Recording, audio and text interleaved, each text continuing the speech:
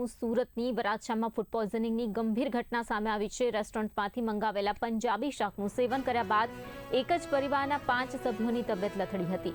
આ ઘટનામાં 5 વર્ષીય બાળકી આર્યાનું દુઃખદ અવસાન થયું છે, જ્યારે પરિવારના અન્ય 4 સભ્યો હાલ હોસ્પિટલમાં સારવાર હેઠળ છે। આ ઘટનાની જાણ થતાં આરોગ્ય મંત્રી પ્રફુલ પાનસેરિયાએ તાત્કાલિક ગંભીરતા દાખવી હતી। જિલ્લા આરોગ્ય અધિકારી અને એસએમસી અધિકારી પાસેથી સમગ્ર ઘટનાની માહિતી મેળવી જરૂરી તબીબી અને વહીવટી કાર્યવાહી કરવા માટેની સૂચનાઓ આપી છે। આરોગ્ય મંત્રીએ અસરગ્રસ્ત પરિવારના સભ્યોને શ્રેષ્ઠ સારવાર મળે અને તેમની તબિયત પર સતત નજર રાખવા પણ અધિકારીઓને આદેશ કરાયો છે।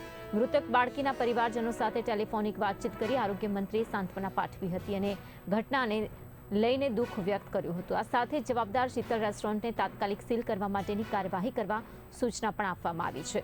પોસ્ટમોર્ટમ રિપોર્ટ આવ્યા બાદ જરૂરી વધુ કાર્યવાહી કરવા આરોગ્ય વિભાગ અને એસએમસીના અધિકારીઓને આદેશ આપી દેવાયો છે।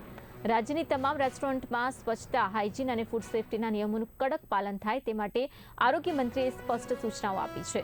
આ ઉપરાંત રાજ્યની તમામ હોસ્પિટલ્સમાં પણ સ્વચ્છતા, હાઇજીન અને દર્દીઓની સલામતી અંગે કોઈપણ પ્રકારની બેદરકારી ન રહે તેવા આદેશ આપી દેવાયા છે।